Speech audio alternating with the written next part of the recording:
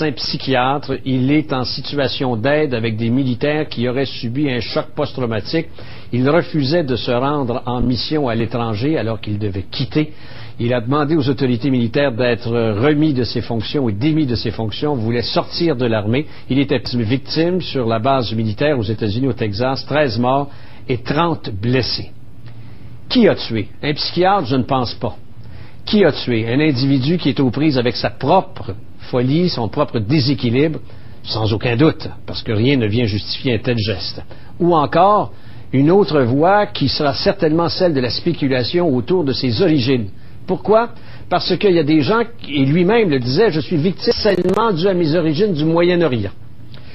Ce matin, j'ai demandé qu'on parle, et on m'a suggéré aussi, puis on s'est entendu là-dessus, de parler au docteur Pierre Mailloux. Pourquoi? Parce que Pierre Mailloux, d'abord, c'est un gars qui a un franc-parler, on le sait. C'est un professionnel et spécialisé dans son domaine, peu importe ce qu'en diront quelque autorité médicale que ce soit. C'est un gars qui a fait ce travail de psychiatre militaire dans le passé, à la base militaire de Halifax. Il a commencé, je pense, son métier là. Et au surplus, c'est un père de famille qui vient de recevoir, il y a 4 jours, son fils de retour des forces militaires d'Afghanistan. Alors, c'est ce titre-là et ce triple titre-là que je le rejoins. Pierre Mailloux, bonjour. Allah est grand, a-t-il créé, Jean-Luc? Allah est grand. Là, je vous vois venir, Pierre, mais on va attendre pour aller là, OK? Pierre Mailloux, vous êtes psychiatre. Exact. Tout ce que tu as mentionné dans ton préambule est tout à fait exact. Mon fils aîné est arrivé dimanche d'Afghanistan pour y avoir passé 6 mois afin d'essayer d'élever le niveau de ce pays taré. Est-ce qu'il est lui-même touché? Parlez-moi du choc post-traumatique ou pré-traumatique, de ne pas vouloir y aller, de revenir de là puis d'être un peu en déséquilibre. Vous en avez vécu, vous l'avez fait auprès des Forces armées canadiennes à Halifax. C'est quoi un choc post-traumatique d'un militaire? Ben, très brièvement, c'est que c'est quelqu'un qui est marqué par les expériences qu'il a vécues et ça revient sous forme de cauchemar, de rêve. Et ça peut revenir, Jean-Luc. C'est parce que là, on est en train d'essayer d'imposer l'état de stress post-traumatique à tout le monde qui revient de là.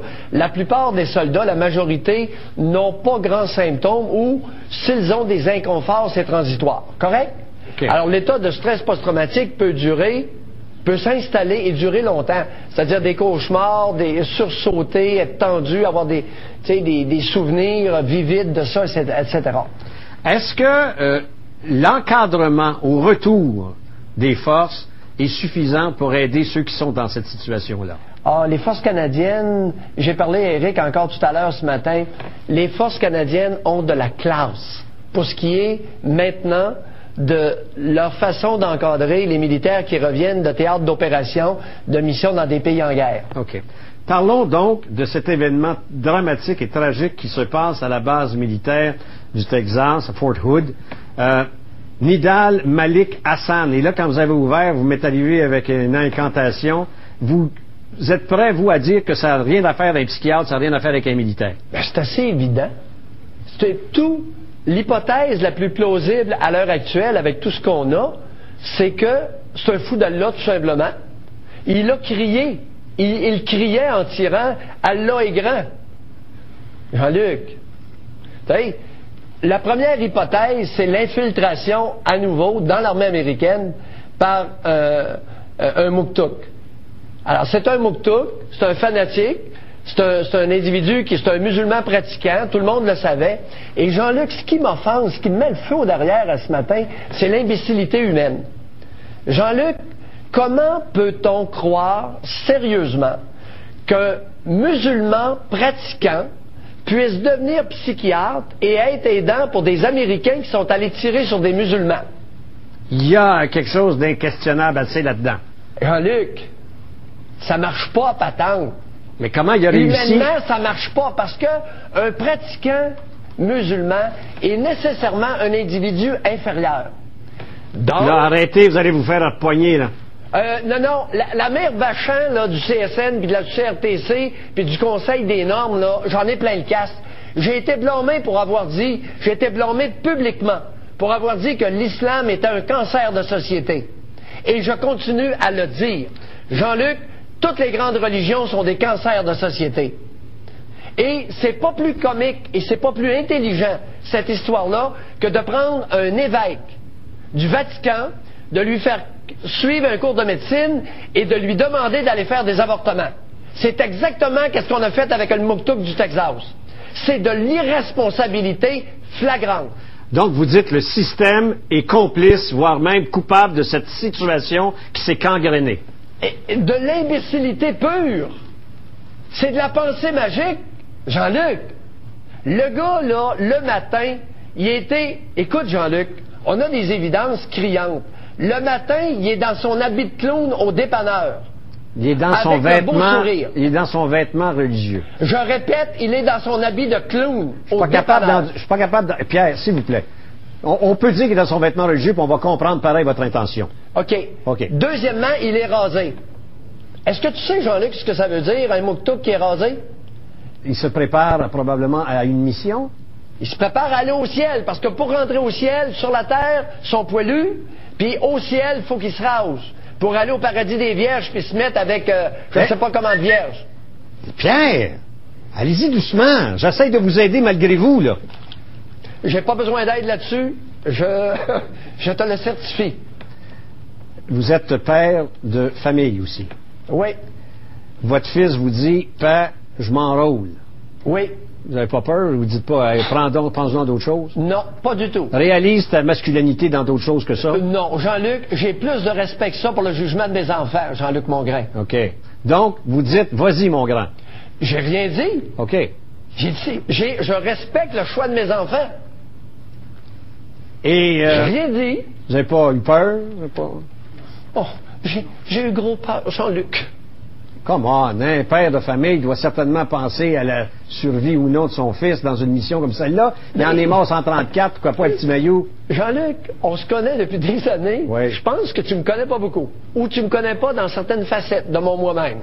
Je pense que je vous connais pas en tout. Puis bien mal acquis celui qui pense qu'il vous connaît. Oh, il y en a quelques-uns et quelques-unes qui me connaissent. Il y en a plus qui ne voudraient pas vous connaître, peut-être. Oh, très bien dit. Donc, je te connais pas pire.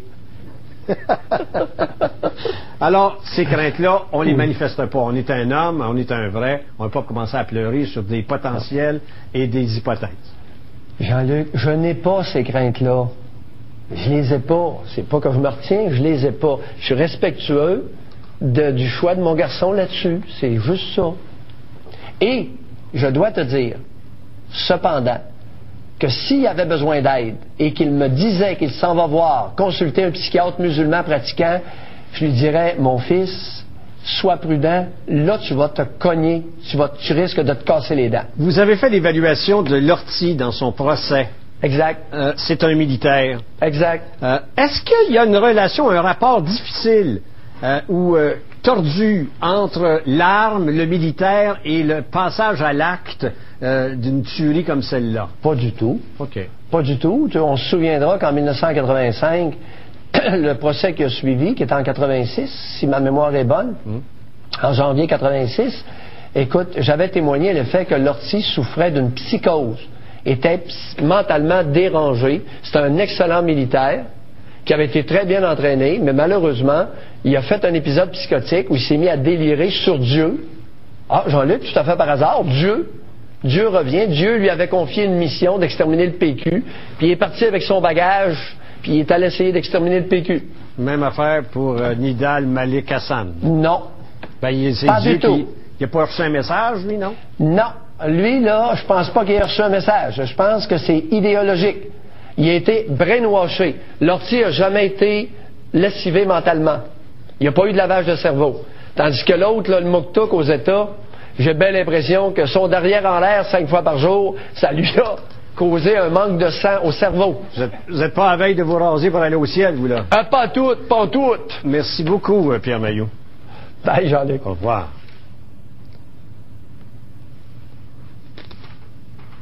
Les petits tueurs.